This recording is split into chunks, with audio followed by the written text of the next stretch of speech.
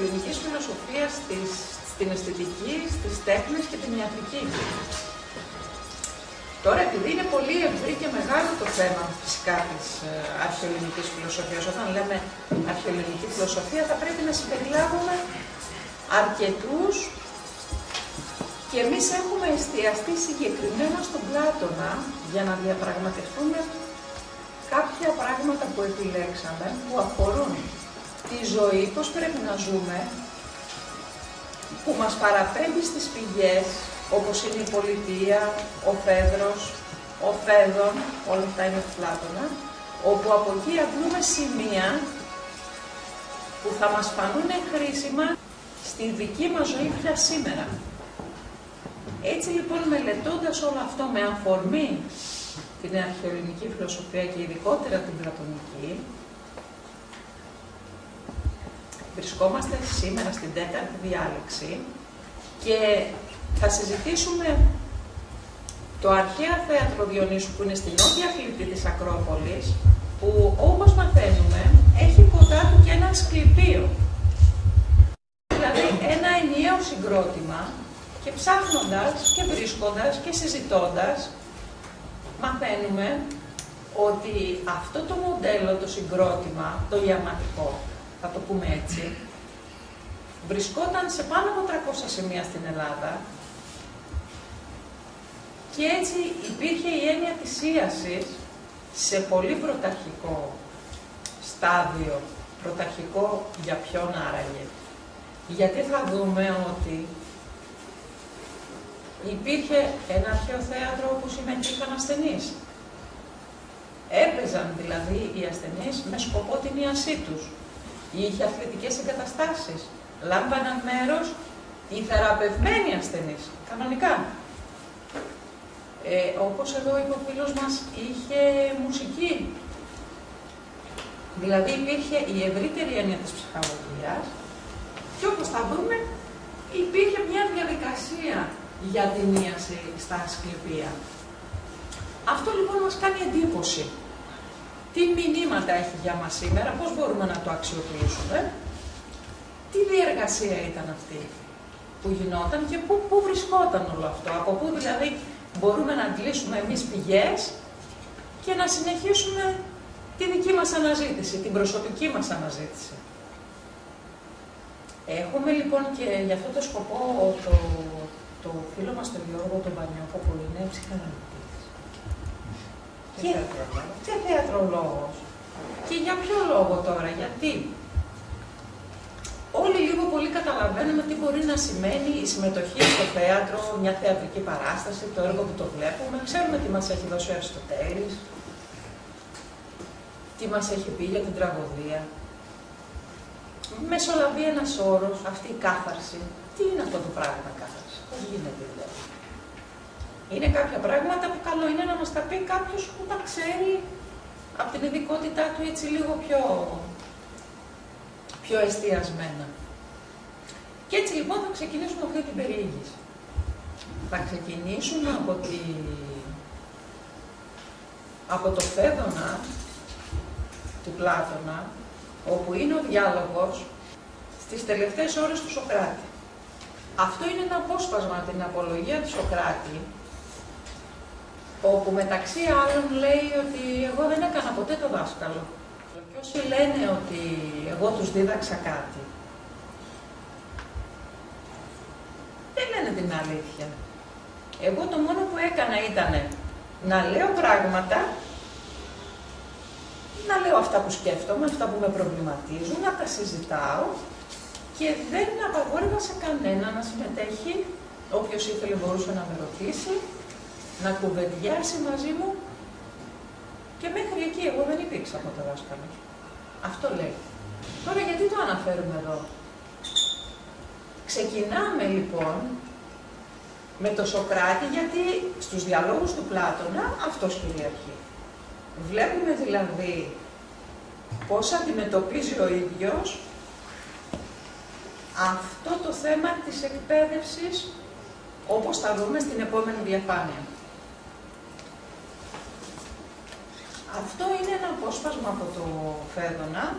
Θα σας δώσω τις εκδόσεις για όποιον θέλει να έχει το πρωτότυπο στα χέρια του. Εκεί στο δεξί τμήματάκι, συζητώντας με το Γέβη, βρίσκονται τώρα στο κελί, έτσι, και είναι οι τελευταίες ώρες του Σωκράτη και εκείνος εξηγεί ότι είναι και πολύ ευτυχισμένος τελικά που θα αφήσει τη ζωή, διότι τον περιμένει μια καλύτερη βάση όλων αυτών που έχει σκεφτεί και έχει καταλάβει για τη ζωή. Σε εκείνο εκεί το κομματάκι λοιπόν, δεν είναι όλες οι μεγάλες του αλήθειες, αλλά τι μπορούμε να πάρουμε για μας σήμερα. Του λέει ο Κέβης, εξήγησε μου, βρε Σωκράτη, γιατί στην ουσία νιώθω ότι έχω ένα μικρό παιδί μέσα μου, το οποίο φοβάται. Είναι σε εκείνες τις σειρές. Όπως φοβούνται τα παιδιά, νιώθω ότι φοβάμαι κι εγώ, γιατί όταν πεθαίνουμε, επειδή φεύγει η ψυχή και τυχαίνει να φυσάει κιόλας εκείνη τη βραδιά, ανησυχούμε μήπως σκορπίζεται και χάνεται. Και του λέει ο Σωκράτης, κοίταξε να δεις, του λέει κάτι, αυτό το μικρό παιδί που έχεις μέσα σου, θα φροντίζεις να το εκπαιδεύεις με οδές. Αν δείτε κάτω τη σημείωση, λέει εποδές, έχει λοιπόν την παραπομπή και λέει ότι αυτές οι οδές που συμβουλεύει τον Κέβη ο Σωκράτης να εκπαιδεύει το εσωτερικό του παιδί, είναι οι εποδές προς τον Ασκληπιό. Υπήρχε δηλαδή, αν θέλετε, ένας συγκεκριμένος τύπος όπου επικαλούνται. Σας λέει κάτι η προσευχή, μπορείτε να σκεφτείτε διάφορα πραγματάκια. Προσευχή. Άλλοι κάνουν νευρολογικό προγραμματισμό. Νευρογλωσσικό. Αυτό. Νευρογλωσσικό συνάδελφο. Ναι. Είναι διάφορες τεχνικές επαναληπτικής επίκλησης. Αυτό λέει. Αυτό του λέει θα κάνεις και θα σου περάσει. Και μάλιστα του λέει ο Κέβης, ναι, αλλά σε χάνω τώρα.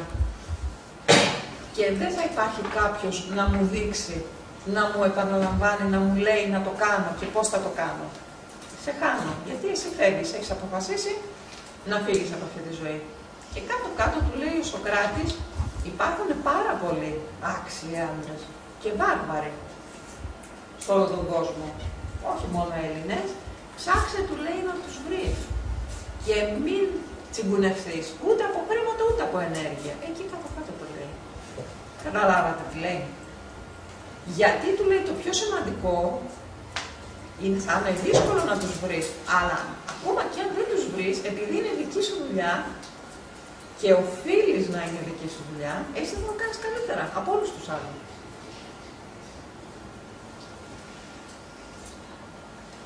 Αυτός είναι ο τίτλος λοιπόν. Αυτοίαση στο εσωτερικό μας παιδί. Και μας λέει τον τρόπο. Θα μου πείτε, αλήθεια είναι τόσο εύκολο? Δηλαδή, άμα αρχίσουμε από σήμερα πύρι, θα το καταφέρουμε? Προφανώς μεσολαβούν διάφορα άλλα πράγματα, αλλά φανταστείτε ότι έχουμε μία πηγή τόσων χιλιάδων ετών πίσω και μας μιλάει σαν να μιλάει τώρα. Το κάνουμε οι ίδιοι, το νιώθουμε οι ίδιοι δηλαδή στους εαυτούς μας, ότι κάπως έτσι πρέπει να πορευτούμε, εκτός του ότι έχουμε και τους επιστήμονες πια, που έχουν τις σχολές τις διάφορες, που ακολουθούν αυτό το μοντέλο βελτίωσης. Συνεχίζοντας τώρα, και επειδή είδαμε το σχόλιο ότι αυτές οι αποδές ήταν οι επικλήσεις στο Θεό Ασκληπιό. Τι δουλειά έχει ο Ασκληπιός? Ξέρουμε ότι ο Ασκληπιός είναι γιατρός ιατρικής. Πριν εδώ λέγαμε όλοι μαζί λίγο πολύ τι ξέρει ο καθένας για τον Ασκληπιό. Και μας είπε ο φίλος μας πολύ ωραία πράγματα. Υπάρχει και κάτι άλλο για τον Ασκληπιό. Ναι, ο θάνατος του Ασκληπιού επήλθε διότι είχε κατορθώσει να βρει την αθανασία στους θνητούς ανθρώπους. Κατακεραυνώθηκε από το Δία ως τιμωρία του. Γιατί η αθανασία ήταν ένα προνόμιο των Θεών. Επίσης, στην εποχή του και μέχρι την εποχή του Ιπποκράτη θεωρούσαν ότι η ψυχή είναι το κύριο αίτιο από τις αρρώστιες. Η ψυχή δηλαδή ήταν αυτό που πυροδοτούσε μία ανισορροπία σε υγρά που διαχέονται στο σώμα και από εκεί και έπειτα αναλάμβανε οι διάφοροι ιατροί να τα φέρουν σε ισορροπία. Ένα κομμάτι το οποίο φτιάχνει αυτή την ισορροπία είναι και ο ύπνος. Οπότε τα ενύπνια συμπεριλαμβάνονταν μέσα σε ένα θεραπευτικό μοντέλο. Ακριβώς πριν, στην προηγούμενη διαφάνεια, λέει μέσα ότι τα ενύπνια για το Σωκράτη ήταν θεόπαιμπτα. Ακολουθούσε κατά γράμμα το προϊόν που του έδιναν τα όνειρα, γιατί έμπαινε σε μια διαδικασία προκειμένου να αντλήσει την πληροφορία. Δεν είναι αυτό που λέμε εμείς σήμερα, τι όνειρο είδες, μια ερμηνεία. Ήταν μια διαδικασία προκειμένου να παραχθεί η απάντηση γι' αυτό. Έτσι, βλέποντας τα ενύπνια που γίνονται στα ασκληπία, αρχίζουμε και αντιλαμβανόμαστε πώς σχετίζονται αυτά τα πράγματα. Εμείς κοντά μας που μπορούμε να πάμε να δούμε, έχουμε λοιπόν στην Ακρόπολη, στην Νότια Κρήτη, δίπλα στο θέατρο του Διονύσου, που θα μας πει ο συνάδελφος εδώ, ο φίλος μας εδώ στην παρέα, τη διαδικασία της κάθαρσης μέσω του θεάτρου. Έχουμε ένα ασκληπείο που μπορούμε να περιηγηθούμε. Γιατί εντάξει, η επίδαυρος που είναι το μεγαλύτερο συγκρότημα δεν είναι εύκολα προσβάσιμο. Μια διαδικασία λοιπόν ίασης ήταν η διαδικασία της εγκύμησης. Προφανώς και μεσολευούσαν πάρα πολλά πράγματα, πολλές προϋποθέσεις για να φτάσει ένας ασθενής να θεραπευτεί από το ασκληπείο. Θα δούμε ότι μεταμορφωνόταν σε οικέτη. Θυμάστε καθόλου τον όρο του οικέτη από την αρχαιότητα, τις αρχαίες τραγωδίες? Τι σας φέρνει στο μυαλό η έννοια οικέτη? Κάποιος που ζητάει κάτι, αλλά πώς το ζητάει όμως? Το ζητάει δραματικά. Με εκλιπαρή, με ένταση. Ήταν αυτοί που προστατεύονταν, που είχαν ασυλία, είχαν κάνει τρομερά εγκλήματα. Αυτοί ήταν οι οικέτες που κατέφευγαν σε ναό προκειμένου να τους παρασχεθεί ασυλία πριν προλάβει να ολοκληρωθεί ένα χρονικό διάστημα και μετά είναι αυτό που λέμε να εκδικαστεί η υπόθεσή τους. Φανταστείτε λοιπόν ότι ο ασθενής λέγεται οικέτης που πάει στα ασκληπία να θεραπευτεί. Αυτό αμέσως το βάζει σε μια διαδικασία που σημαίνει ότι είναι δεκτικός στο να είναι σύμφωνος με την αγωγή που θα χρειαστεί να παρασχεθεί. Δηλαδή, με άλλα λόγια, σημερινά έπρεπε να, όχι μόνο να συμφωνεί, αλλά να νιώσει αυτή τη μετουσίωση, αυτή την ενοποίηση δηλαδή.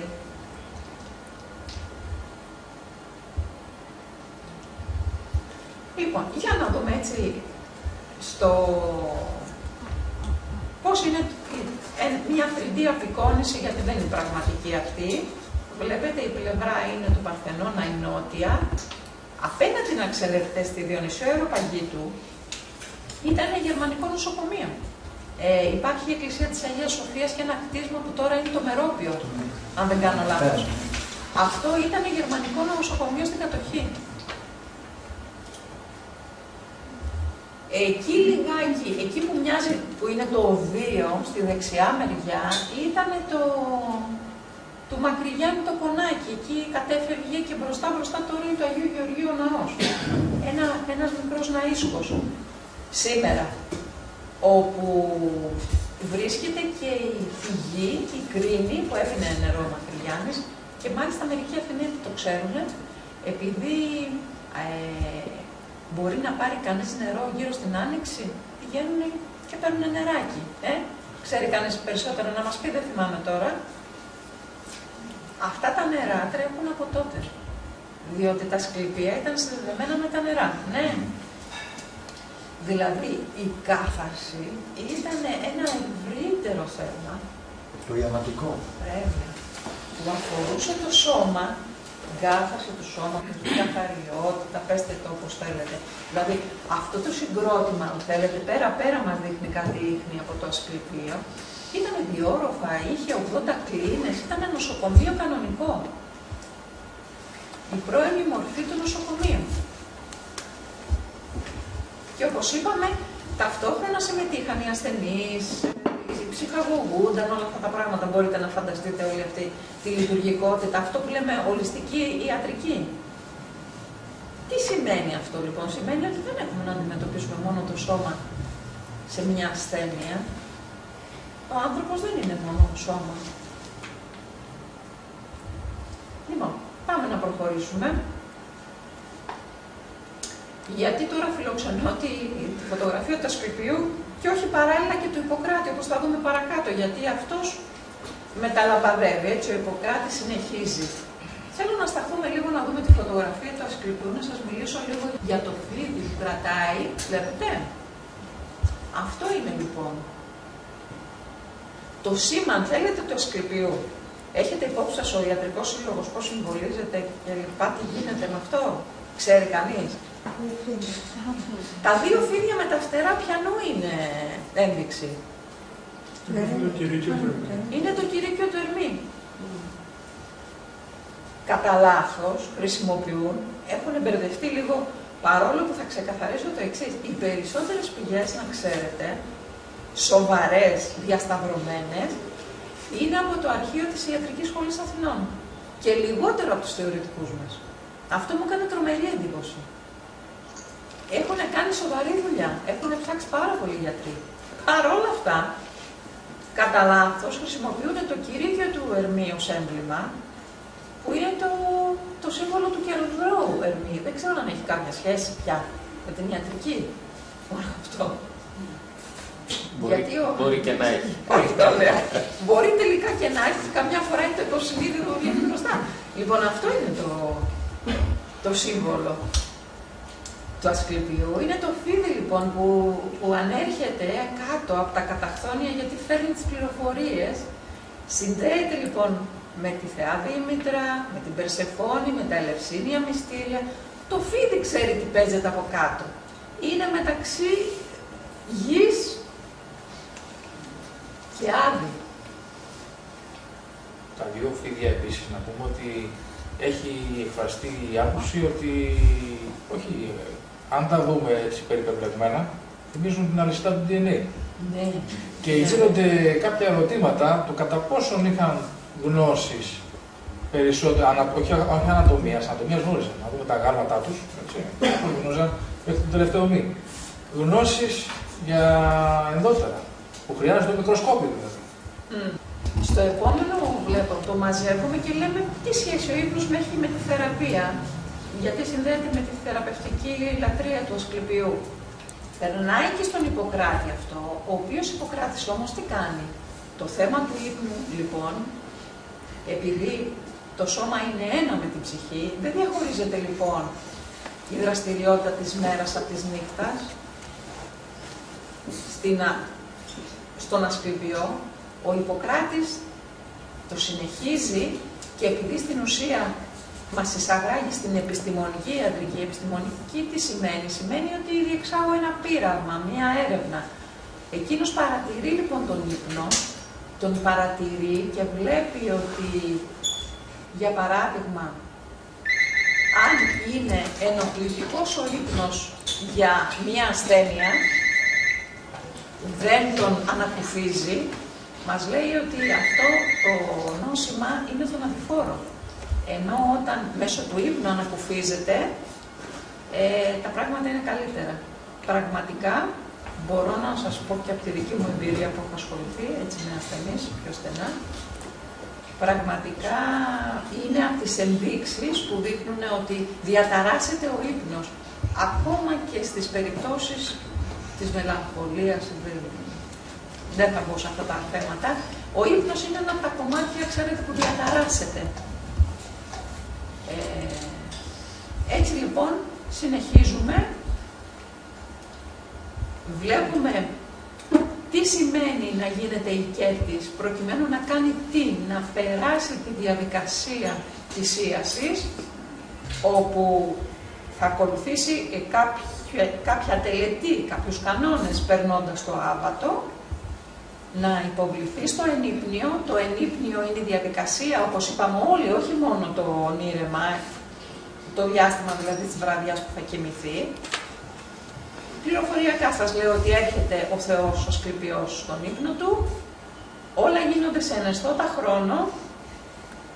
Υπάρχουν μαρτυρίες δηλαδή που λένε ότι ήρθε ο Θεός στον ύπνο μου και μου είπε θα γεννήσεις και σε ένα χρόνο έκανα αγόρι. Υπάρχουν τα τάματα που αναφέρουν αυτά.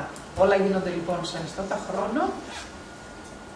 Παράγεται το όνειρο και την επόμενη μέρα φεύγει θεραπευμένος ο ασθενής. Αυτές είναι οι πηγές. Βλέπουμε παρακάτω ποια είναι η διαδικασία αυτή που παράγει το αποτέλεσμα αυτό. Πώς συμβαίνει δηλαδή αυτό το πράγμα, πώς γίνεται να θεραπεύονται. Εδώ πέρα θα χρειαστεί να σας πω ότι πολύ σοβαρές ασθένειες δεν έχουμε στις πηγές ότι φιλοξενήθηκαν. Δηλαδή λιμώδη, νοσήματα και τέτοια θανατηφόρα δεν έχουμε τέτοιου είδους πηγές. Δηλαδή, σκεφτόμαστε λιγάκι ότι ήταν αντιμετωπίσιμα και λένε κιόλας οι ερευνητές και οι γιατροί ειδικότερα ότι ήταν λειτουργικές οι ασθένειες που θεράπευαν τα ασκληπία. Καταλάβατε, δεν ήταν θανατηφόρες από αυτές που ξέρουμε που θέλουν ένα ισχυρό σχήμα ιατρικό ή μια χειρουργική επέμβαση κτλ. Θέλω να πω, μη μαξιμαλίσουμε ότι με το ενύπνιο θεραπευόταν την άλλη μέρα ό,τι και αν είχε, να το ξεκαθαρίσουμε λίγο αυτό. Αυτή η διαδικασία λοιπόν που φτάνουμε εδώ, γιατί μας μιλάει για κάθαρση, μας μιλάει και ο Αριστοτέλης. Και εφόσον έχουμε δει ότι υπάρχει και το θέατρο του Διονύσου εκεί, και μαθαίνουμε μάλιστα στην επίγαυρο λέει ότι είχε τη μεγαλύτερη χωρητικότητα, 13.000 θεατές. Θέλανε, λέει οι ασθενείς, να έχουν πολύ κόσμο, γιατί ήταν μέρος της αγωγής του. Εγώ τώρα θα ζητήσω τη βοήθεια του φίλου μας να μας πει το θέατρο τι κάνει, πώς ακριβώς το κάνει.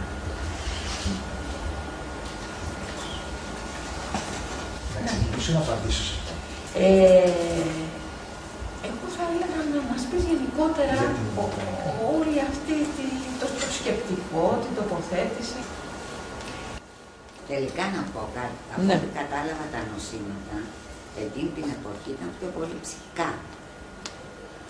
Πάντα. Και στη σημερινή εποχή, πάντα.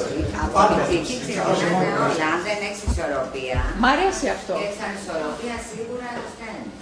Αλλά το θέμα είναι ότι κατάλαβα ότι εκεί την εποχή δεν υπήρχαν οι ασθένειες αυτές που έχουμε σήμερα. Το είπατε πριν νομίζω. Τι κάνω εγώ. Ξέρετε κάτι, υπήρχαν, όλα υπήρχαν. Απλά είχε άλλη έννοια η ασθένεια.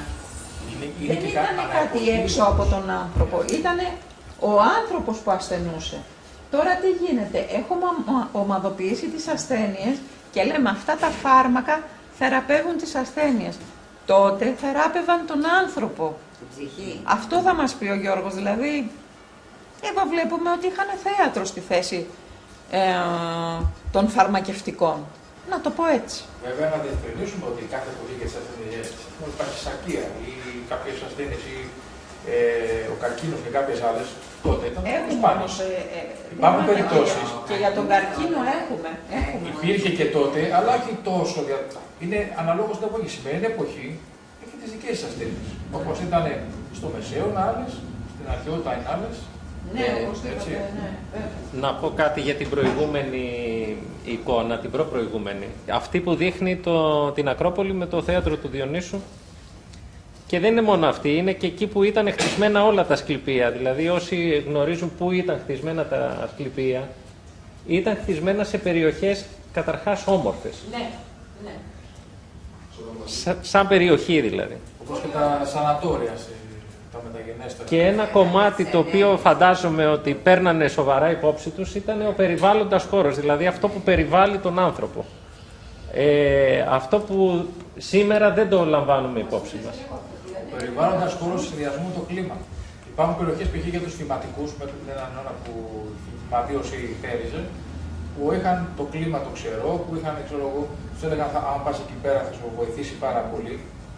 Είναι δηλαδή, επέλεγαν οι περιοχές, επιλέγονται και παίζουν σαφώς μεγάλο ρόλο και το φυσικό περιβάλλον. βοηθάει στην ίαση. Παίζει μεγάλο ρόλο αυτό. Εκτός ότι ήταν σε ωραία μέρη, ήταν και εκτός πόλεως. Εννοείται. Άσχετα αν ήρθε μετά η πόλη και τα κάλυψε. Ας πούμε, έχουν βάλει τώρα τον Οκανά στην 3η Σεπτεμβρίου. Πώς θα έρθει τώρα, άλλο θα πάει το κομματάφατο. Απαγορευόταν να είναι κοντά με το Άστι, τα Ασκληπία, έτσι. Απαγορευόταν, στην Επίδαυρο είναι 15 χιλιόμετρα μακριά η πόλη. Έτσι. Δεν επιτρεπόταν να είναι κοντά με το Άστι, ήταν μια περιοχή δική του. Όπως περιγράφεται, όμορφη. Αλλά γιατί να είναι όμορφη, δηλαδή, άμα είναι κάτι ωραίο, τι κάνει, δηλαδή, άμα βλέπεις έτσι ωραία πράγματα, τι γίνεται, γιατί εφραίνεται, πώς εφραίνεται, δηλαδή. Υπάρχει μια ξεκούραση. Μια ξεκούραση. Ότι είναι κοντά στη φύση, έχει διαφορετική ενέργεια. Και αυτό βοηθάει πάρα πολύ. Γι' αυτό και οι μοναχοί, το Άγιο Όρας που βλέπετε και λέμε έγινε Θεός, είπα, είναι γιατί ζουν στη φύση. Και ο άνθρωπος στη φύση βρίσκει τον εαυτό του. Έρχεται σε επαφή με την ψυχή του. Και γι' αυτό ήταν όλα κοντά στη φύση και όλα τα μέρη από ό,τι έχω διαβάσει και εγώ ήταν ενεργειακά. Σε ενεργειακά πεδία. Ναι, ακριβώς. Και είχα διαβάσει, συγγνώμη, ότι ο Ασκληπιός δεν υπήρχε, βασικά ήταν μια ιδέα. Έτσι, μπορεί να είναι λάθος. Και ο Ιπποκράτης ήταν που υλοποίησε αυτή την ιδέα. Δεν ξέρω αν το πρόκειται. Ξέρετε ποιες ήταν οι κόρες του, προηγουμένως είπαμε για τους γιους του. Του Ασκληπιού. Ναι. Η Υγεία, η Ιασό, η Ακεσό. Η Ακεσό είναι αυτή που θεραπεύει. Η Ιασό, καταλαβαίνετε, είναι από το Ίαση, έτσι, η θεραπεύτρια. Η Ακεσό, που είναι αυτή που θεραπεύει με τις βελόνες. Σας θυμίζει τίποτα αυτό?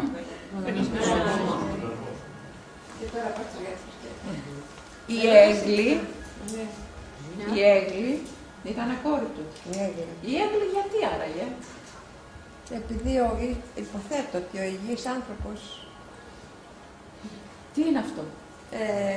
Έχει μια κυριαρχία, επανακτά την αυτοκυριαρχία του πάνω στο σώμα του και πάνω στο είναι του.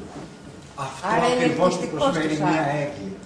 Ναι, είναι ευτυχιστικός ο άνθρωπος, ο ισορροπημένος. Ένα καλός. Ναι. Είδατε πώς, δηλαδή δεν ήταν τυχαία. Είναι καταπληκτικά δηλαδή άμα δεις. Ακόμα και η ιδέα να μην ήταν υπαρκτό πρόσωπο, ναι, που στην ουσία τη δουλειά την κάνανε το ιερατείο, όπως μας είπε ο Δημήτρης. Υπήρχαν δηλαδή οι ιατροί που κάτω από την τελετουργία και όλο αυτό. Θέλω να πω κάτι για τις ενέργειες που είπε η κυρία, ότι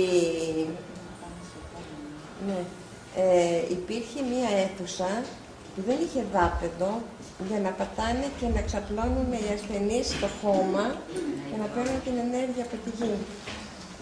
Θα συμπληρώσω κάτι. Ναι, βεβαίως. Όσο γνωρίζω, οι ασθένειες στα αρχαία χρόνια θεωρούσαν οι αρχαίοι ότι προερχόντουσαν από πτώμες, τύπου Λύσσα, από την Ύβρη, από διάφορες θεότητες, οι οποίες ήταν θεότητες του κάτω κόσμου, είχαν πιο αρνητικά χαρακτηριστικά. Η φύση όμως, όλες οι θεότητες που έχουν σχέση με τη φύση, είναι πιο φιλικές προς τον άνθρωπο. Άρα ήταν λογικό να βάζουν τους ανθρώπους κοντά στη φύση, γιατί όλες οι θεότητες που είχαν σχέση με αυτήν ήταν φιλικές προς τον άνθρωπο. Θέλω όμως εγώ να καταλάβω. Είδατε, λέτε, ο άνθρωπος στη φύση του κάνει καλό. Πώς γίνεται αυτό το καλό? Τι λέει η επιστήμη? Ας πούμε, ότι η ύβρις του ανθρώπου είναι ακριβώς όταν ξεφεύγει από το φυσικό νόμο. Ακριβώς γι' αυτό έχουμε το μυαρό και το ιερό. Ακριβώς το μυαρό πρέπει πάντα να προσφεύγει στο ιερό προκειμένου να έρθει η ίαση. Οπότε, ο άνθρωπος ο οποίος έχει ξεπεράσει τα όρια, ο υβριστής, είναι ακριβώς αυτός που φεύγει μέσα από τον νόμο του φυσικού συνόλου. Φύση, σύνολο. Το όλο. Εντάξει. Είναι αυτός ο οποίος παρεκκλίνει. Αυτός ο οποίος παρεκκλίνει είναι ακριβώς ο μυαρός. Και ακριβώς πρέπει να προσφύγει στο ιερό προκειμένου να αναγνωριστεί από το ιερό και να θεραπευτεί. Και αυτή είναι και η λειτουργία της κάθαρσης. Δηλαδή, πίσω, αν ψάξουμε τις λέξεις, μας απαντάνε. Η ετυμολογία είναι πολύ σημαντική. Η ετυμολογία είναι πάρα πολύ σημαντική. Θα πρέπει να προσφεύγεται πάνω στις λέξεις. Συνέχεια. Έχουμε το ιερό και το μυαρό. Έχουμε ένα αντιθετικό εδώ ζεύγος που ακριβώς μας απαντάει. Η διαφορά τι είναι? Το μυαρό δεν ξέρει γιατί έχει ξεφύγει, έχει παρεκκλίνει. Το ιερό, ο ιερός, ο ιερωμένος, πρέπει να σας πω ότι σε όλη την πορεία της ιστορίας, είτε έχουμε εξομολόγηση, είτε έχουμε δαιμονισμό, είτε έχουμε ψυχανάλυση, είτε έχουμε ψυχοθεραπεία, είτε έχουμε οτιδήποτε, είναι η ίδια λειτουργία. Έρχεται αυτός που παρεκκλίνει, αναγνωρίζει γιατί έχει παρεκκλίνει, τι τον έχει βάλει, τι τον έχει κάνει να παρεκκλίνει και ακριβώς επειδή γνωρίζει. Συνειδητό είναι αυτό που γνωρίζει? Ναι, ποια είναι η συνειδητότητα? Η μία πρώτη είναι μία συνείδητη γνώση. Εντάξει. Πρέπει να δούμε ότι και οι δύο λέξεις έχουν το ρο. Ιερό, μυαρό. Έχουμε κάτι με τη ροή. Το μυαρό ακριβώς έρχεται από αυτό το οποίο είναι το είδωρ. Αλλά μιλάμε για τα έγκατα της γης. Είναι αυτό από το οποίο μέσα γεννιόμαστε. Γεννιόμαστε μέσα καθαρσίες. Καταλάβατε? Και ακριβώς χρειαζόμαστε μέσα στον πολιτισμό κάτι να αποκαθαρθεί. Εντάξει. Άρα αυτό μπορεί να γίνει μέσα, η διαδικασία είναι μία. Η διαδικασία είναι της γνώσης, η αυτογνωσία. Το γνώθεις αυτό. Είναι η ηθική επιλογή που έρχεται από την αρχαιοελληνική σκέψη. Εντάξει. Ακριβώς αυτό σιγά σιγά δίνει τη δυνατότητα στον κάθε άνθρωπο που ακριβώς μπαίνει στη διαδικασία της αυτογνωσίας να γνωρίσει τον εαυτό του και με κάποιο τρόπο να αυτοκαθαρθεί. Εξού και η κάθαρση δεν είναι τίποτα άλλο παρά η διαδικασία της αυτογνωσίας. Έρχεται ακριβώς εκεί ο νόμος και επιβάλλει, μάλλον ταυτίζεται αυτός που έχει φύγει από τον νόμο, που έχει, ας πούμε, με κάποιο τρόπο έχει παρεκκλίνει από τον νόμο, ταυτίζεται με τον νόμο, αναγνωρίζει την ισχύ του νόμου και συντάσσεται με τον νόμο. Τώρα, όλο αυτό η τραγωδία πώς το έκανε, για να το απαντήσω, η τραγωδία το έκανε με έναν τρόπο. Από μηχανής Θεός. Λοιπόν, στον Εσχύλο της λύσης της έδρανη Θεή. Εντάξει. Έχουμε τους απομηχανείς Θεούς. Στον Εσχύλο, επειδή είναι θεοκρατούμενη η τραγωδία, εντάξει, δείχνει ότι με κάποιο τρόπο οι θεοί είναι αυτοί οι οποίοι αποφασίζουν τη μοίρα των ανθρώπων, οι θεοί είναι και αυτοί οι οποίοι τιμωρούν, στέλνουν τις Ιδονίες, τις Ελληνίες να τιμωρήσουν τον Ορέστη και ούτω καθεξής. Αλλά ακριβώς και η Αθηνά είναι αυτή η οποία διασώζει τον Ορέστη, κηρύσσοντάς τον αθώο, ακριβώς επειδή αποκατέστησε το έγκλημα του φόνου του πατέρα του. Εντάξει. Να κάνω όμως σκοτώνοντας τη μητέρα του. Συγγνώμη, ήθελα να πω, αλλά η Αθηνά όμως τον στέλνει όμως και στον Απόλλωνα για να δικαστεί. Τον στέλνει στους Δελφούς. Τον στέλνει στους Δελφούς, βέβαια. Για να δικαστεί. Και μετά έρχεται η Αθηνά. Αθώνεται. Ναι. Γιατί όμως τον αθώνει η Αθηνά τον Ορέστη? Εδώ είναι. Πώς? Γιατί μια γυναίκα αθώνει έναν άντρα που έχει σκοτώσει μια γυναίκα? Ήταν μια Αθηνά, δεν ήταν? Για το Καστάρι. Μπορεί. Γιατί η Αθηνά δεν γεννήθηκε από τη γυναίκα, γεννήθηκε από το κεφάλι του Δία. Δεν είναι αυτό, είχαμε πει αυτό. Της Μύτιδας.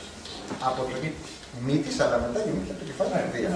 Νικόλ του πατέρα. Όπως από το πόδι του. Όπως ο Διόνυσος από το πόδι. Γι' αυτό αθώνει. Είναι μια, ας πούμε. Οπότε τι γίνεται με την τραγωδία? Με την τραγωδία έχουμε μια μορφή αναπαράστασης. Και τι γίνεται με την αναπαράσταση? Συνήθως αυτό το οποίο κάνουμε λάθος, που πάλι θα σας πάω στην ετυμολογία, το λάθος είναι από το ρήμα λανθάνω, είναι αυτό που είναι από κάτω. Εντάξει. Συνήθως κάνετε λίγο πολύ, ξέρω εγώ, στα ερωτικά το ίδιο λάθος. Ερωτεύεστε με τον ίδιο τρόπο και την πατάτε περισσότερο με τον ίδιο τρόπο. Όχι όλοι, δεν επιτρέπουμε. Εντάξει, αλλά λίγο πολύ. Επαναλαμβάνουμε ένα λάθος. Ναι, συνήθως επαναλαμβάνουμε ένα λάθος. Πάλι την πάτησα, πάλι την πάτησα, πάλι την πάτησα. Πώς πατάτε συνέχεια στην ίδια λακκούβα? Ναι. Ενώ ξέρετε ποια είναι. Ναι, πώς επαναλαμβάνουμε το λάθος, έτσι. Λοιπόν, το λάθος εκεί πέρα έχει μια ασυνείδητη γνώση. Και μιλάω τώρα από το χώρο της ψυχανάλυσης. Ναι. Ακριβώς κάτι εκεί πέρα υπάρχει μια προϊστορία που έχει τη σχέση, μάλλον έχει σχέση με τις σχέσεις που έχουμε αναπτύξει τις ασυνείδητες με τους γονείς μας και ακριβώς αναπαράγουμε το μοντέλο. Αναπαράγουμε αυτό το μοντέλο το οποίο υπάρχει μέσα στο ασυνείδητο ως κατασκευή. Το λαθεμένο. Ακριβώς, αυτό που λανθάνει και είναι και το λάθος. Ναι. Αυτό ακριβώς τι γίνεται στην τραγωδία? Στην τραγωδία έρχεται αυτό και αναπαρίσταται. Το βλέπουμε μπροστά μας. Το βλέπουμε μπροστά μας. Και ακριβώς επειδή το βλέπουμε μπροστά μας, αυτό που βλέπουμε μπροστά μας τοποθετείται απέναντί μας, αντιμέτωποι. Όταν συμβολοποιούμε μία ψυχική μας κατάσταση, έναν ψυχικό μας πόνο, ένα ψυχικό μας αντιέξοδο, κάτι που μας πονάει πάρα πολύ, όταν το γράψουμε, όταν το ζωγραφίσουμε, όταν το φωτογραφίσουμε όπως κάνει εδώ η κυρία Βαλοκώστα, όταν το κάνουμε ποίηση, όταν φωνάξουμε μερικές φορές, όταν κλάψουμε, όταν το πούμε σε κάποιον, ο άλλος τι γίνεται? Αυτό γίνεται και στο θέατρο. Γίνεται ένας καθρέφτης όπου εκεί πάνω προβάλλεται η δική μας ιστορία. Και ακριβώς επειδή προβάλλεται και έχει μια εξέλιξη, με κάποιο τρόπο βγαίνει από μέσα μας, εντάξει, αναπαρίσταται, εντάξει. Ακριβώς εκείνη τη στιγμή δεν έχει νόημα μόνο να παρίσταται, χρειάζεται να διαλογιστούμε, να στοχαστούμε πάνω σε αυτό που γίνεται, για να μην επαναληφθεί ή ακόμα να επαναληφθεί να μην έχει την ίδια ένταση. Να αποφορτιστεί σιγά σιγά. Αυτό έκανε την τραγωδία. Αλλά δεν τη βλέπεις μόνο, στοχάζεσαι πάνω σε αυτό, δηλαδή είναι αυτό που λέμε, το σκέφτομαι ακόμα βρε παιδί μου, κάτι μου έκανε, κάτι ένιωσα. Στην κριτική, ο ορισμός της τραγωδίας, και σας τον αναφέρω, εστίουν τραγωδία μίμησης πράξεως, σπουδαίας και τελείας, μέγεθος εκούση, ειδισμένο λόγο, χωρίς εκάστο των ειδών εν της μορής, δρόντων και ου διαπαγγελίας, δια ελαίου και φόβου, περαίνουσα των τιούτων βαθμάτων κάθαρση. Τι σημαίνει το δια ελαίου και φόβου? Ότι εκεί ο ήρωας συμπάσχει με τον ήρωα επί σκηνής, ακριβώς επειδή αισθάνεται ότι αυτό το οποίο συμβαίνει στον ήρωα επί σκηνής μπορεί να είναι και το δικό του προσωπικό δράμα. Βέβαια, η προσωπική τραγωδία. Υπάρχει διαφορά μεταξύ δράματος και τραγωδίας. Δηλαδή, είναι άλλο το δράμα και άλλο η τραγωδία. Και ποια είναι η διαφορά? Δράμα είναι όταν κάποιος περνάει, τον πατάει ένα αυτοκίνητο, τελείωσε. Ήταν τραγωδία, από την τύχη κάτι έγινε εκεί πέρα, τον πάτησε ένα αυτοκίνητο. Εκεί έχουμε ένα δράμα, είναι μια δραματική στιγμή. Στην τραγωδία έχουμε σύγκρουση. Έχουμε μια θεμελιακή σύγκρουση, υπαρξιακή, δύο αξιών θετικών για τον ήρωα. Μπορεί να είναι ο νόμος και μια προσωπική επιθυμία. Π.χ. Αντιγόνη. Η Αντιγόνη έχουμε τον νόμο του Κρέοντα που λέει δεν θα θαυτεί ο Πολυνίκης, και η Αντιγόνη λέει αυτός είναι ο αδερφός μου και πρέπει να θαυτεί. Οπότε εκεί έχουμε μία επιθυμία που έρχεται μέσα από τις σχέσεις με την οικογένεια. Ακριβώς αυτές οι δύο θετικές αξίες έρχονται και συγκρούονται. Αυτός είναι ο τραγικός ήρωας. Ο τραγικός ήρωας είναι μεταξύ δύο θέσεων θεμελιακών. Και αυτή είναι και το νόημα της ζωής με κάποιο τρόπο. Μάλλον, ο άνθρωπος με κάποιο τρόπο μέσα από την τραγωδία καθαίρεται και ο ίδιος. Το τραγικό είναι μία μορφή νοήματος. Εντάξει. Αποδίδεις ένα νόημα με την πράξη. Ο Άμλετ. Σας πάω στον Άμλετ τώρα. Γιατί πεθαίνει ο Άμλετ? Γιατί αυτοκτονεί? Γιατί αποφασίζει ότι δεν θα είναι δεν θα τηρήσει αυτή, δεν θα είναι μάλλον ο συνεχιστής αυτής της ιστορίας της οικογένειας. Δεν θα πάρει το βασίλειο ως βασιλιάς και αποφασίζει το θάνατο. Μπαίνει το θεμελιακό ερώτημα to be or not to be. Να είσαι να μην είσαι, να ζήσει να μην ζήσει. Δηλαδή, μέσα από την τραγωδία τέθηκαν τα πιο σπαρακτικά ερωτήματα της ύπαρξής μας. Και ήρθε ο Νίτσε, ο οποίος μιλάει για την τραγωδία, ορίζει το τραγικό και μας λέει ότι το τραγικό είναι η σύγκρουση του διονυσιακού μας στοιχείου, που όπως είπε ο κύριος, είναι το χθόνιό μας, συνήθως έρχεται από τη σχέση μας με τη μητέρα. Μητέρα είναι αυτό, όλα αυτά τα συναισθήματα, οι κατοπτρικές σχέσεις, τα αισθήματα, οι εντάσεις, τα πάθη και αυτά, με τον Απόλλωνα, ο οποίος είναι το φως, η γνώση, αυτό το οποίο με κάποιο τρόπο μας ανυψώνει. Δύο δυνάμεις, η γη, η λογική, το συναίσθημα από κάτω, το πάθος, εντάξει, και έρχονται αυτά και συγκρούονται. Και ακριβώς αυτή η σύγκρουση δημιουργεί τον τραγικό ήρωα σύμφωνα με τον Νίτσε. Για μένα, η γνώμη μου, αν θέλετε να διαβάσετε την κατεξοχήν τραγωδία, δυστυχώς δεν είναι ούτε είναι βέβαια και του Σοφοκλή και του Εσχύλου, θα σας πάω όμως στις Βάκχες. Οι Βάκχες είναι η κατεξοχήν τραγωδία. Και ακριβώς ο Νίτσε στηρίζεται στις Βάκχες για να μιλήσει για την τραγωδία. Εκεί είναι η απόλυτη τραγωδία. Ευρυπίδης. που είναι... Εντάξει. Αργότερα κάποιοι ήρωες του Ευρυπίδη είναι περισσότερο δραματικοί. Δηλαδή η Μύδια σκοτώνει μεν τα παιδιά της, αλλά τη διασώζει ο ίδιος. Ο παππούς της. Εντάξει. Δηλαδή θα πρέπει να δείτε τις Βάκχες εκεί πέρα και που υπάρχει αυτή η σύγκρουση. Έχετε ο Διόνυσος, ο Πενθέας είναι ο βασιλιάς του πνεύματος, της σκέψης, είναι ο υπέρμαχος της λογικής και ακριβώς επειδή δεν τον ακολουθεί, δεν τον δέχεται μέσα στην πόλη, πάει, ανεβαίνει για να δει εκεί πέρα τα όργια που γίνεται, όχι το όργιο, τη λατρεία του Διονύσου, διονυσιακή λατρεία. Αναπαράσταση. Ακριβώς είναι παράσταση, στην οποία όμως συμμετέχει και η μητέρα του.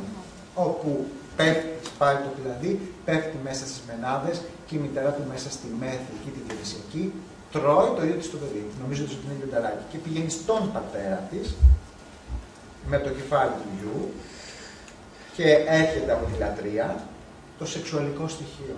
Η ειδονή που έρχεται από το σεξ. Έχει σαφώς πάρα πολλές φορές αυτό το πολύ έντονο, το πολύ, γι' αυτό λέμε τελείωσα. Τι τελείωσε εκεί? Κάθε οργασμός είναι ένας μικρός θάνατος. Το σεξ έχει μια σχέση με τα στοιχεία μας από τη γη, από τη μητέρα. Τα πρωταρχικά. Τα οποία πρέπει να σας πω κατά τη γνώμη μου είναι σημαντικό. Ο άνθρωπος ο οποίος θέλει να έχει μια ισορροπία στη ζωή του τοποθετείται μεταξύ και των φθονίων αλλά και του λόγου. Αυτή είναι η ισορροπία. Αν πάτε από τη μία ή από την άλλη μεριά, το πιο πιθανό είναι ότι κάτι θα διαταραχθεί. Να σε ρωτήσω κάτι πάνω σε αυτό. Πριν ερωτήσεις, αυτό που είπε τώρα, η τελευταία του φράση, την κρατάμε και βλέπουμε πώς αυτά ερμηνεύονται στην πολιτεία του Πλάτωνα, γιατί χωρίζει αυτά τα τρία μέρη της ψυχής. Είδατε τι μας είπε τώρα ολοκληρώνοντας ο Γιώργος, ότι τελικά η ισορροπία είναι αυτή που μας σώζει, γιατί αν μείνουμε στη λογική είμαστε ψυχροί, αν κατευνάσουμε τα πάθη. Αν αφήσουμε αυτά να μας κυριεύσουν, θα γίνει... Μπας περιπτώσει, ναι, θα γίνει χαμός. Οπότε αμέσως μετά την τοποθέτηση του φίλου μας, θα δούμε αυτό πώς τοποθετείται στη φιλοσοφία, πώς ξεχωρίζει. Θα ήθελα να σε ρωτήσω με βάση αυτό που εξασκείς. Το θεωρείς ότι μέσα από την τραγωδία υπάρχει ίαση ή συνηγορεί στο να υπάρξει? Δηλαδή, εσύ μέσα από την αρχαία ελληνική τραγωδία. Όχι. Ή μέσα από την τραγωδία του καθενός. Από την δραματοθεραπεία. Κατάλαβα το ερώτημα. Μπορεί να αποκαθετρείς τον εαυτό του όμως μέσα από την τραγωδία. Θα Θα το εντάξεις μέσα σε μια θεραπευτική μέθοδο ή βλέπεις αποτελέσματα μόνο από αυτό? Λοιπόν, η δραματοθεραπεία το εννοεί. τέλος μιας ανάλυσης, μιας ψυχανάλυσης, η δική μου δεν έχει τελειώσει, οπότε δεν έχω βρει την άκρη, οπότε μην νομίζετε ότι έχω βρει την άκρη, μπορείτε να έχω βρει περισσότερο. Το τέλος λοιπόν μιας ανάλυσης, ακριβώς, μπορεί να είναι η ανάληψη της ευθύνης της επιλογής σας. Της επιλογής. Της επιλογής. Είναι κυριολεκτικά η ανάληψη της ευθύνης, να ξέρετε πού πηγαίνετε. Έτσι. Εντάξει, αυτό. Το μεταμοντέρνο, γιατί η ψυχανάλυση, όπως ξέρετε, ξεκίνησε από το Φρόιντ, αυτή τη στιγμή έχει φτάσει με τεράστιες ολακάν, δεν ξέρω όσοι γνωρίζετε και αυτά. Το μεταμοντέρνο έρχεται στον 20ο αιώνα ακριβώς πώς να σας το πω, να βγάλει το τραγικό από τη μέση. Να βγάλει την τραγική σύγκρουση. Και ίσως αυτό είναι και ο λόγος για τον οποίο υποφέρουμε σήμερα. Η κρίση αυτή είναι η αποφυγή του τέλους.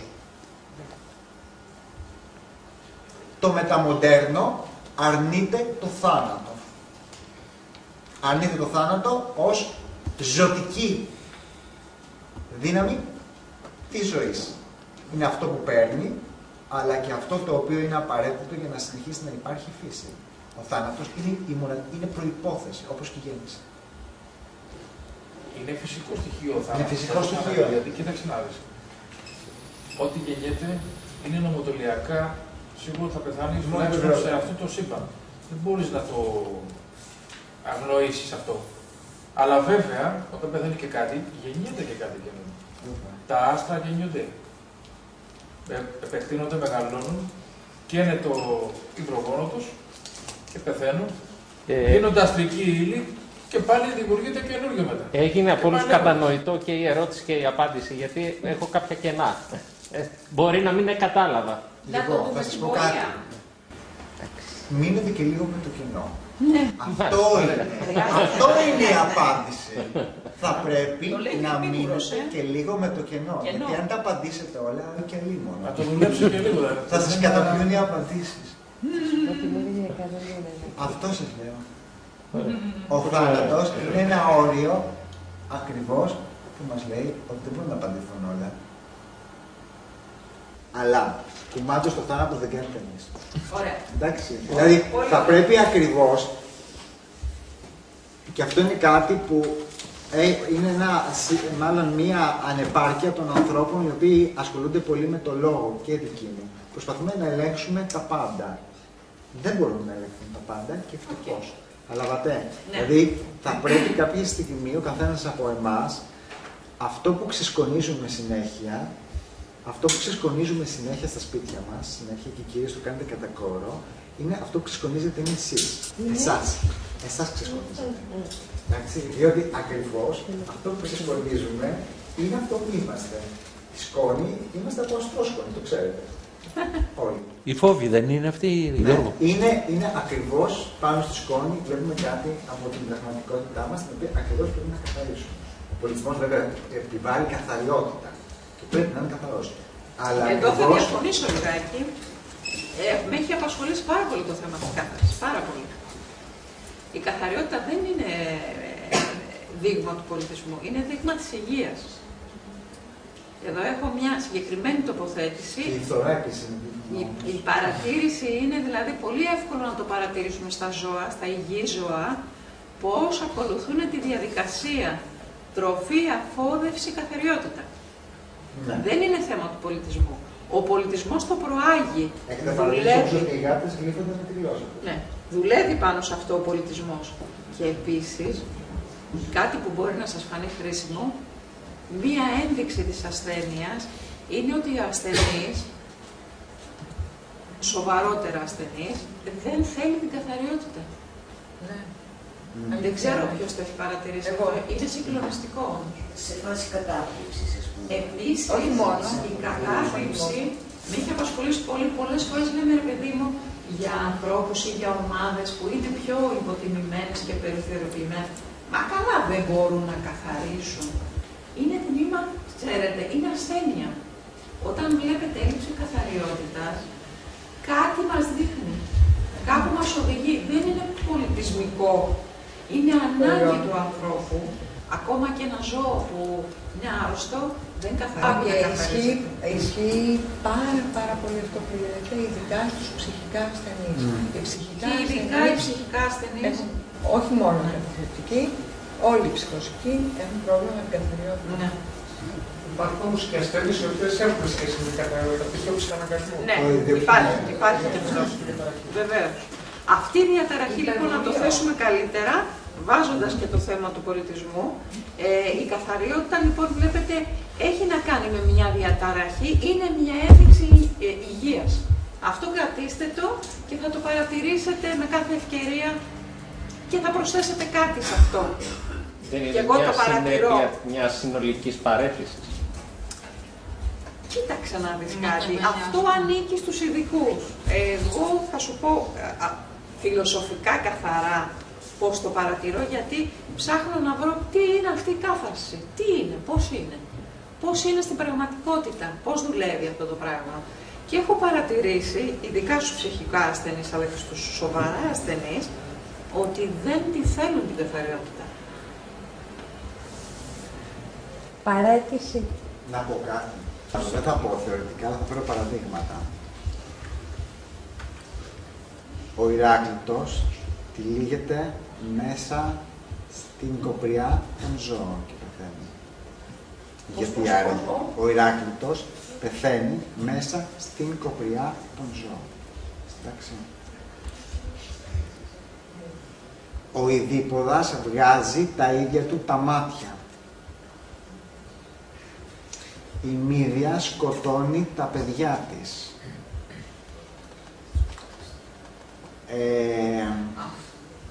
Είναι ασθένειες, είναι κλινικά περιστατικά που λέμε τώρα αυτή τη στιγμή, ναι. Ακριβώς, ότι μερικές φορές έχουν να κάνουν ότι το μυαρό... Δεν έχουν να κάνουν με το αίσιο τέλος. Το αίσιο τέλος το λέω, κρατήστε το, διότι η επίκληση στον Ασκληπιό αυτή είναι. Επικαλούνται το αίσιο τέλος οι άνθρωποι, να ξέρετε, στις επικλήσεις της επώδειας του Ασκληπιού. Απλά στην τραγωδία αυτό δεν είναι. Στην τραγωδία έχουμε θανάτους, τιμωρία, έχουμε θάνατο, έχουμε δηλαδή ο Δίπλας βγάζει τα μάτια του ακριβώς γιατί γνωρίζει. Εντάξει. Να ρωτήσω για το εξυλαστήριο θύμα, να μας πείτε κάτι. Το εξυλαστήριο θύμα. Που είναι αθώος, δηλαδή πληρώνει για ξένες αμαρτίες. Είναι η θυσία. Από ό,τι ξέρω. Είναι η θυσία. Η θυσία. Όπως θυσιάζουμε ένα ζώο στους θεούς, θυσιάζουμε έναν άνθρωπο. Ναι, άδικο, εξαιρετικά άδικο. Το θυσιάζει κάποιος άλλος. Ναι. Είναι εκεί η έννοια της θυσίας από πίσω. Είναι κάποιος θήτης που το έχει πάντα στην... Ναι. Εξαιρετικά άδικο βέβαια. Λοιπόν, για να το προχωρήσουμε λιγάκι, είδατε τι ωραία πράγματα έτσι μας βγάζει στην επιφάνεια, Λοιπόν, ο Πλάτωνας στην πολιτεία του χωρίζει τη ψυχή σε 3 μέρη. Αυτό είναι ένα σχηματάκι, πώς μπορούμε να το καταλάβουμε εύκολα, γιατί αυτές οι πηγές είναι σπουδαίες, θέλουν μελέτη, όμως είναι τόσο όμορφες όταν έρχεστε σε επαφή μαζί τους, για όποιους δεν το ξέρουν, που πραγματικά θα σας ταξιδέψει από εδώ και στο εξής. Το λογιστικό λοιπόν νιοχόη βλέπετε, είναι αυτό που λέγαμε, που είχαμε πει στη δεύτερη μας παρουσίαση. Το ένα άλογο το επιθυμητικό είναι το λευκό, το καλόβολο, το φιλότιμο, το από εδώ το θυμοειδές, τα ανάποδο μάλλον, εκείνο είναι το μαύρο, αυτό το άσπρο. Θα βοηθούσε, αν σας έδειχνα αυτό, στο θέμα της κάθαρσης, η ψυχή κατά το Πλάτωνα χωρίζεται σε 3 μέρη τη χωρίζει, στο λογιστικό, στο θυμοειδές και στο επιθυμητικό. Αυτά καταλαμβάνουν λίγο διαφορετικά τμήματα του σώματος. Εδώ είναι το λογιστικό, εδώ είναι το αθάνατο. Αυτό συνδέεται με το συλλογικό ασυνείδητο. Δεν πεθαίνει ποτέ, λέει το τμήμα αυτό της ψυχής. Που το τοποθετεί εδώ γιατί ηγείται του υπολείπου σώματος. Είναι οι ιδέες, εκεί που είναι ακριβώς... Μπράβο, εκεί που είναι οι ιδέες, το αθάνατο, το αναλύωτο. η ψυχή που λέμε εμείς, η αθάνατη μας ψυχή. Λοιπόν, το επιθυμητικό είναι στην κοιλιά μας, είναι όλα τα συναισθήματα, τα ένστικτα κτλ. Και εδώ πέρα είναι το θυμοειδές που είναι το φιλότιμο. Το διάφορο. Ναι, ναι. Εδώ, ο θώρακας, η πνεύμονας, η καρδιά, το ηλιακό πνεύμα. Εδώ έχει το άλλο τμήμα της ψυχής που είναι το άλογο, λέει το καλόβολο. Το άσπρο μας, το άτι, βρίσκεται εδώ. Όταν λοιπόν μας προσβάλλει κανείς, το νιώθουμε εδώ. Εδώ σωματοποιείται. Ο πόνος της καρδιάς μας σωματοποιείται εδώ. Με πόνα σε λένε η καρδιά. Νιώθουμε ένα πόνο εδώ, στο θώρακα, στα πνευμόνια. Εδώ η περιοχή αυτή έχει να κάνει με τις επιθυμίες μας, με τα σαρκικά μας πάθη, τα ανεκπλήρωτα, το ένα το άλλο. Πάλι και εδώ νιώθουμε. Πάλι και εδώ σωματοποιούμε. Δηλαδή, αν παρατηρήσετε, το σώμα πραγματικά έχει κάποιες αντιστοιχίες. Τα λέω τώρα λιγάκι γρήγορα για την οικονομία του χρόνου. Και αυτό γιατί μιλήσαμε για την κάθαρση και εδώ πέρα βλέπουμε με ποιο τρόπο επέρχεται η κάθαρση στα ψυχικά τμήματα, στην ψυχή. Απλά, αν γίνεται να πω κάτι, ότι υπάρχει μια διαφορά μεταξύ Πλάτωνα και Αριστοτέλη σε σχέση με την τραγωδία. Ναι. Ο Πλάτωνας δεν τη δέχεται, γενικά την τέχνη.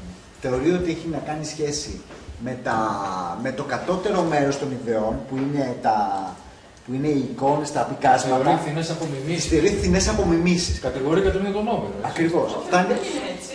Ο Πλάτων. Έτσι. Δεν είναι ακριβώς έτσι. Στο τέλος της ζωής του βέβαια μετακινείται. Έτσι, αλλά υπάρχει και μια τέτοια πτυχή. Ο Αριστοτέλης εξέρει την τραγωδία και πιστεύει στην κάθαρση. Γιατί έχει γράψει και την ποιητική. Βέβαια, ναι, στο τέλος ο Πλάτων έχει αλλάξει και με τους νόμους όπως είπαμε, αλλά και με το να παραδεχτεί τον Όμηρο και να πει αληθώς στην Ελλάδα πεπαίδευκε νου τον σωποιητής. Βλέπετε έτσι, το τρέχω λιγάκι, που είναι το κάθε τμήμα. Φορέα.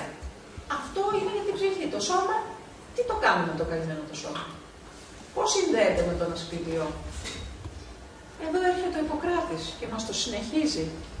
Και λέει ότι το μυστικό της καλής υγείας είναι η συμμετρία τροφής και άσκησης. Αυτό το σώμα λοιπόν δεν το εγκαταλείπουμε για να μπορέσει να δώσει το αποτέλεσμα εκεί που θέλει να φτάσει η ψυχή, να υπάρχει ένα σώμα ανθεκτικό, στεναρό, χωρίς ασθένεια. Η ασθένεια είναι χωρίς σθένος, αυτό, και μας λέει με ποιο τρόπο μπορεί να γίνει αυτό. Στο περιδιέτης. Ο Ιπποκράτης που λέει το φάρμακό σου είναι η τροφή σου. Το φάρμακό σου είναι η τροφή σου. Τι μας λέει, μεταχειρίζεται την αρχή της συμμετρίας. Πάμε πίσω λοιπόν στην τρίτη μας διάλεξη που λέγαμε για τις αναλογίες, για τις συμμετρίες.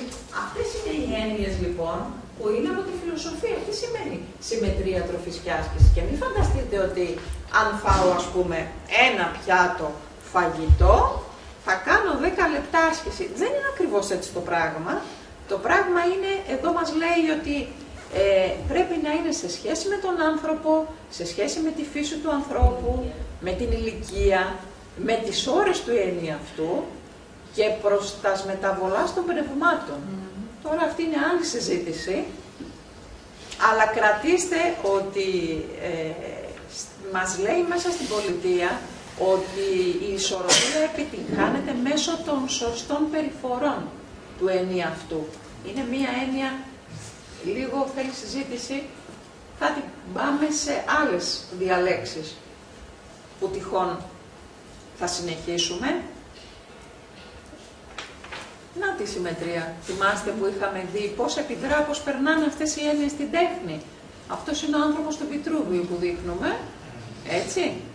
Το αντλούμε από την αναγέννηση. Και τι είναι αυτή η συμμετρία, από πού την έχουμε πάρει. Αυτός είναι ο Πυθαγόρας.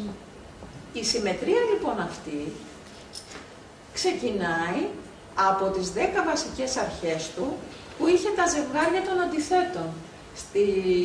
Νωρίτερα μας είχε πει ο Γιώργος εδώ ότι υπάρχει αυτό το δίπολο της ζωής και του θανάτου, το οποίο είναι θεμελιώδες. είναι οι συγκρούσεις που παράγουν κάτι βέβαια αυτές.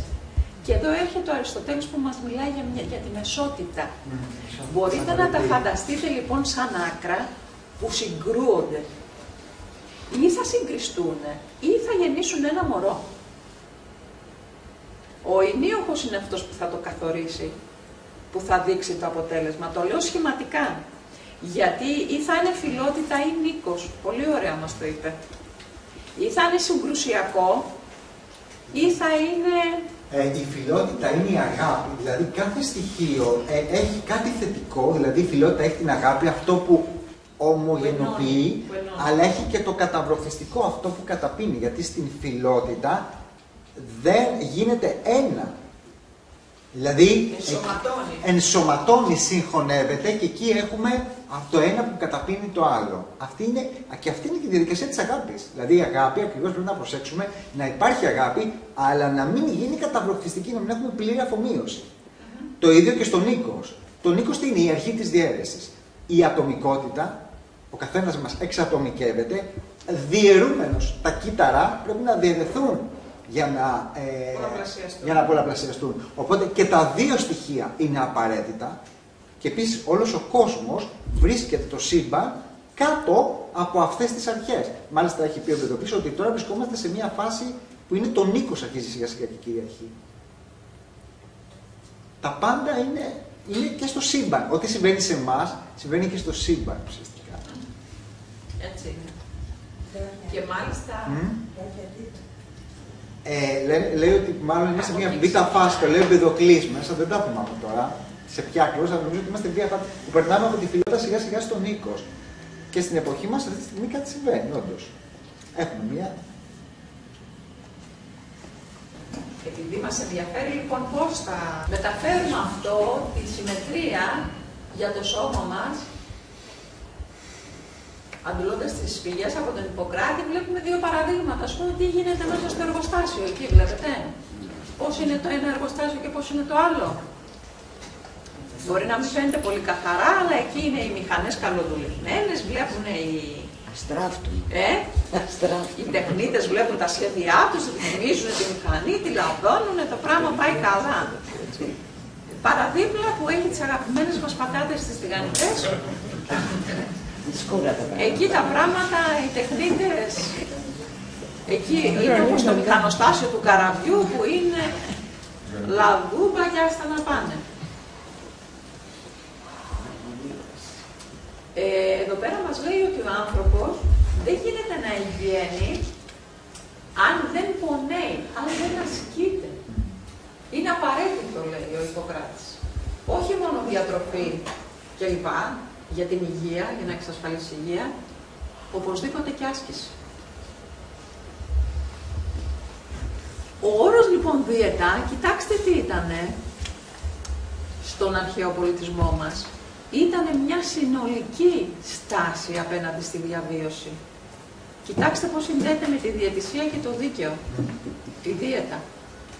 Η δίαιτα αποτελείται από την τροφή, την άσκηση, το τι θα πιούμε, πώς θα μένουμε, το σπίτι μας δηλαδή, τι προϋποθέσεις θα έχει για να μας παρέχει υγεία. Αυτό το ωραίο που είπατε, η ωραία φύση, να αναπνέει στη φύση, κάτι μας κάνει αυτό, κάτι που μας χαρίζει. Ενώ χώροι που δεν είναι κατάλληλοι, μας κάνουν το αντίθετο. Η ανάπαυση, ο ύπνος μας, είναι τμήμα λοιπόν της δίαιτας και η ατομική περιποίηση, τα λεπτά. Είναι απαραίτητο, βλέπετε, είναι ανάμεσα σε αυτά. Γιατί τώρα όλα αυτά? Η πορεία της ψυχής έχει σαν στόχο την αλήθεια. Μέσα ο Σωκράτης στους διαλόγους λέει ότι η αλήθεια είναι υγεία.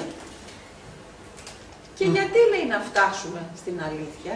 Γιατί λέει η αλήθεια είναι υγεία. Είναι υγεία. Αλήθεια, θα πούμε όμως και την ετυμολογία. Το στερετικό με τη λύθη. Μνήμη. Δηλαδή αυτός που δεν το αφήνει κάτι στη λύθη, το αφήνει στην επιφάνεια. Μας λένε υγεία, γιατί άραγε είναι υγεία? Γιατί γεννάει. Δίνει ζωή ξανά.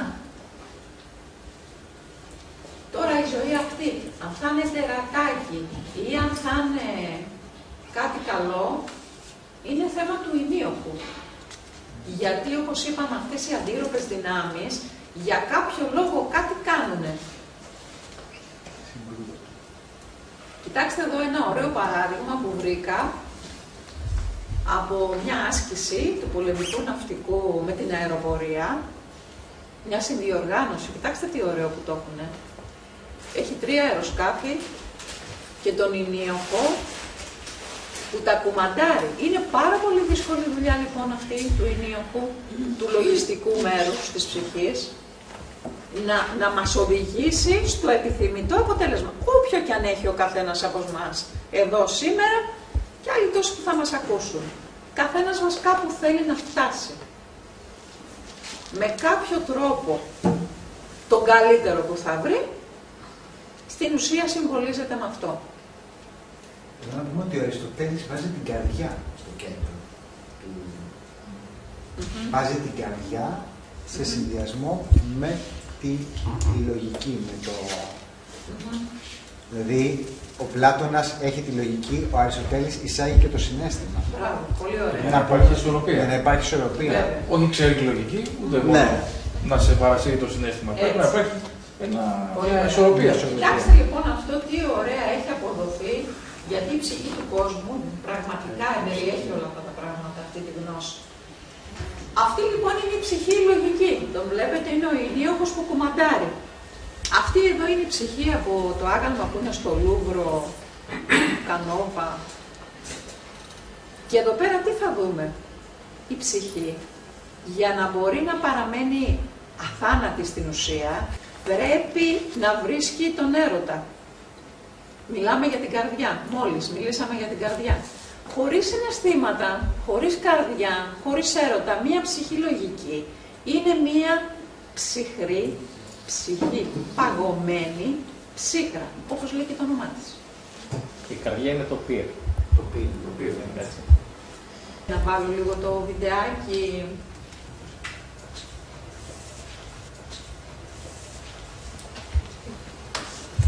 Γιατί στην ουσία τελικά, όπως είπαμε, το θέμα είναι να παραχθεί ζωή, η υγιή ζωή. Με ποιο τρόπο, όταν λοιπόν μπορείς και την έχεις στο σωστό δρόμο όπως τον εννοεί ο καθένας και πάντα με την πυροδότηση του έρωτα που είναι το ενδιαφέρον μας για κάθε ζήτημα, όταν μας ενδιαφέρει κάτι, το ψάχνουμε, το κοιτάμε, στην ουσία το ερωτευόμαστε. Η διαδικασία που κάνουμε για τον εαυτό μας είναι μια αγάπη προς τον εαυτό. Στην ουσία η ψυχή λοιπόν από αυτό ζει στο προηγούμενο. Και θα δούμε πώς αυτή έχει αποτυπωθεί στην τέχνη από το 14ο αιώνα και μετά μέχρι και σήμερα, που είναι επενδυμένη με ένα τραγουδάκι έτσι σύγχρονο, πρόσφατο, και μεταχειρίζεται το μύθο. Ναι, μεταχειρίζεται λοιπόν το μύθο του Απουλίου, που είναι ο μύθος της ψυχής. Κοιτάξτε τι ωραίες, πώς έχει επιδράσει την τέχνη, ταυτόχρονα με το μύθο της.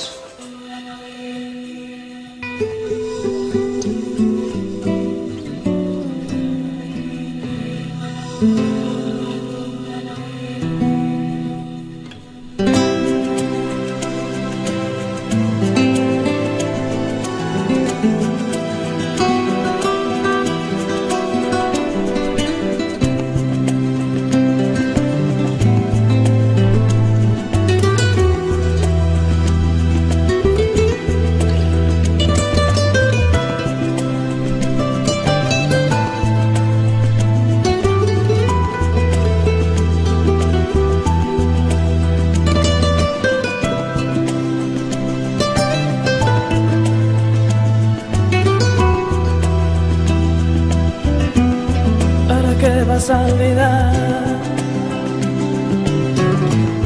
Yo he tenido tanto temor. ¿Para qué vas a olvidar? Si solo quiero tu amor.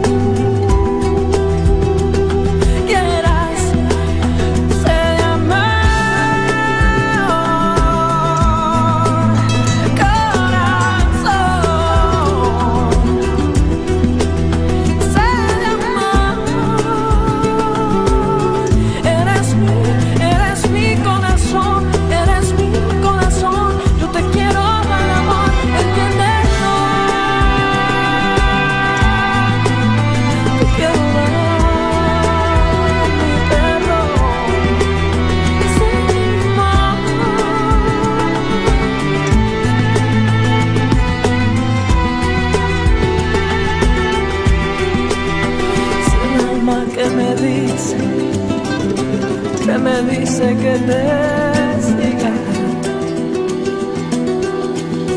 Es el alma que me dice que te siga.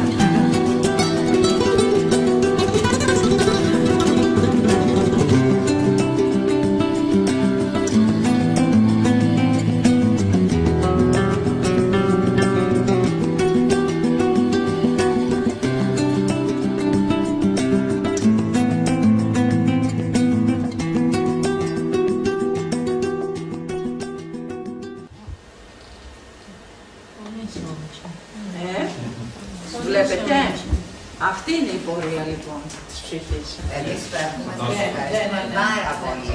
Να είστε καλά. Πάρα πολύ ωραία. Τελειώσαμε. Καλό σας βράδυ.